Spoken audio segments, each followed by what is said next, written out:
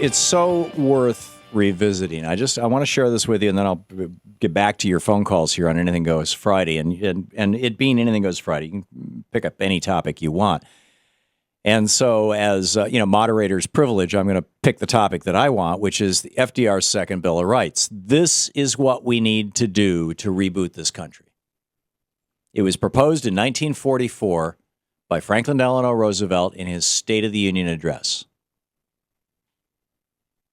And he said, in our day, these economic truths have become accepted as self-evident. We have accepted, so to speak, a second Bill of Rights under which a new basis of security and prosperity can be established for all, regardless of station, race, or creed. 1944, he's saying America is with us on this. We have figured this out. And he was largely right. I mean, he died shortly after this, and Harry Truman was not able to bring any of this stuff into fruition because in the election of 46, the Democrats took the House, and the Senate, and the Republicans took the House and the Senate, and passed, Taft-Hartley, which gutted the right to work, produced these so-called right to work for less states, on and on. I mean, they just really started rolling back the New Deal, but FDR continues. He says, these should be the rights that we have. Among these rights are the right to a useful and remunerative job. There's a well-paid job in the industries or shops or farms or mines of the nation. The right to earn enough to provide adequate food and clothing and recreation.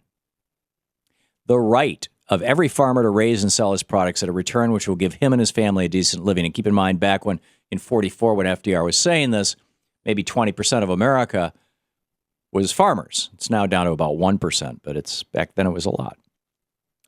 The right of every businessman, large and small, to trade in an atmosphere of freedom from unfair competition and domination by monopolies at home or abroad. Isn't this more apropos to today than in the past, even? The right of every family to a decent home. The right to adequate medical care and the opportunity to achieve and enjoy good health. Really? Health care, a right being proposed in 1944 in the State of the Union address by the President of the United States? And we still have Republicans screaming about Obamacare. Oh, what? A right to health care? Are you kidding? Right. Welcome to Ebola land. The right to adequate protection from the economic fears of old age, sickness, accident, and unemployment. Think about that for a minute. Most Americans live most of their lives in fear. I do not believe this is an exaggeration. The vast majority of Americans spend much of their life very seriously worried about the fact that a serious illness in their family or an accident that ends up, paralyzing them or injuring them in a way that keeps them out of the workplace.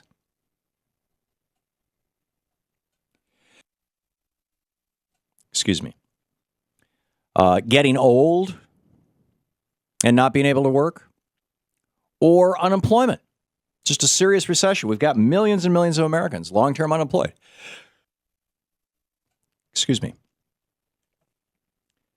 That we live in fear of these things because they're going to wipe us out. And FDR is saying the role of government is to make sure that you are not afraid of any of these things. That if you get sick, we've got your back. If you get old, we're going to take care of you. If you have a horrible accident, no problem. And he did this, by the way, with Social Security disability. And if you are unemployed, the government will provide you with a job. The government will be the employer of last resort, as we did throughout the Roosevelt presidency. Okay, so the right to adequate protection from the economic fears of old age, sickness, accident, and unemployment.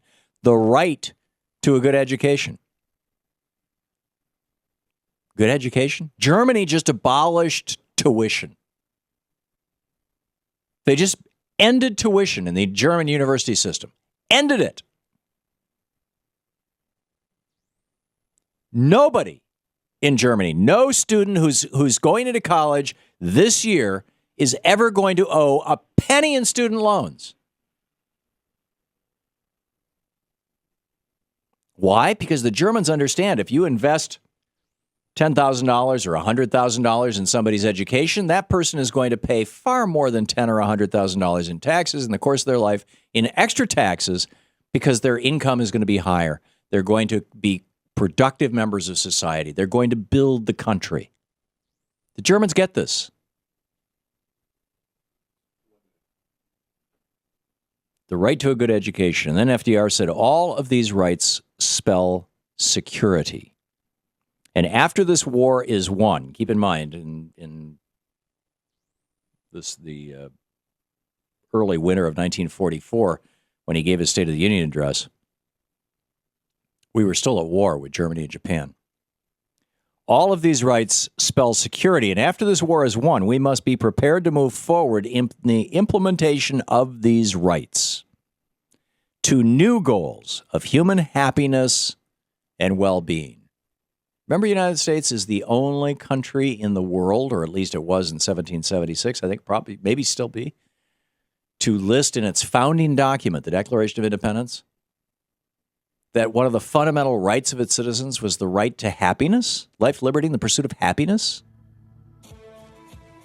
So FDR says all of these rights spell security, and after this war is won, we must be prepared to move forward in the implementation of these rights to new goals of human happiness and well-being. America's own rightful place in the world depends in large part upon how fully these and similar rights have been carried into practice for all of our citizens. For unless there is security here at home, there cannot be lasting peace in the world. You're listening to the Thom Hartmann Program. Call 866-987-THOM.